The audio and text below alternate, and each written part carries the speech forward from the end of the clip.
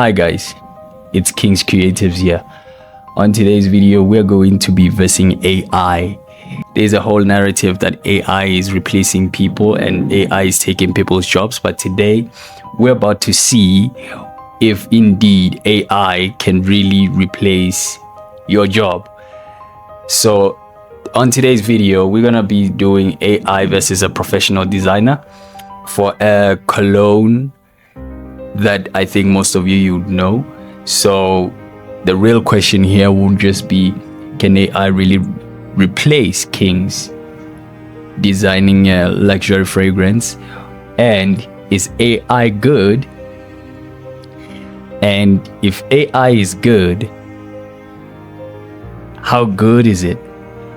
Those are the things that we're about to find out. So on today's video, I challenge AI to a duel. The prompt was simple.